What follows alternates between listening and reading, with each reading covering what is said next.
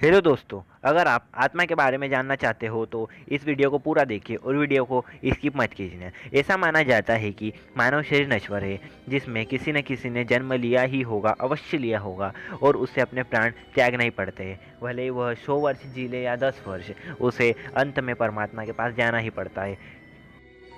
इस सच से हम भली भांति परिचित हैं, लेकिन मृत्यु के पश्चात जब शव को अंतिम विदाई दे दी जाती है तो ऐसे में आत्मा का क्या होता होगा, यह बात कभी अभी तक कोई समझ नहीं पाया है। एक बार अपने शरीर को त्यागने के बाद वापस उसमें आना असंभव है, इसलिए मौत के बाद की दुनिया कैसी है यह अभी तक एक रहस्य बना हुआ है।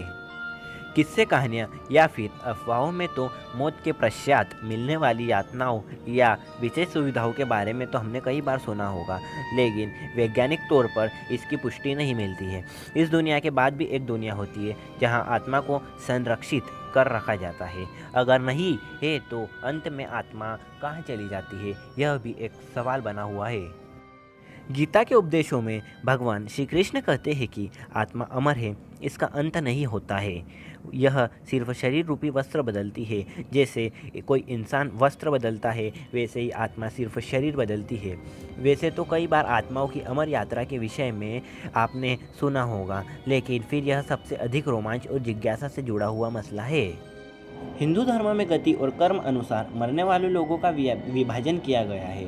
भूत प्रेत सभी के उपभाग भी होते हैं। आयुर्वेद के अनुसार 18 प्रकार के प्रेत होते हैं।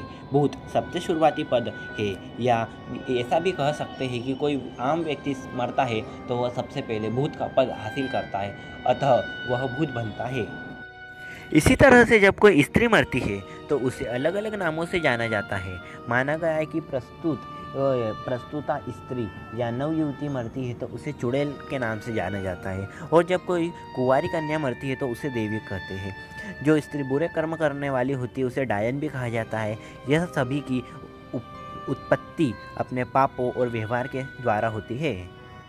आपने कभी न कभी ऐसा सोचा होगा कि भूत में ईश्वर ने कितनी प्रकार की ताकतें प्रदान की है और वह उसका किस तरह से इस्तेमाल करता है। भूत अदृश्य होते हैं। भूत प्रेतों के शरीर धुंधकले तथा वायु से बने हुए होते हैं, अर्थात वे शरीर विहीन होते हैं। इसे सूक्ष्म शरीर भी कहते हैं। आयुर्वेद अनुसार यह 17 तत्वों से बने हुए होते हैं। कुछ भूत अपने इस शरीर की ताकत को समझकर उसका गलत इस्तेमाल करते हैं, तो कुछ भूत इससे पूरी तरह से अनजान रहते हैं।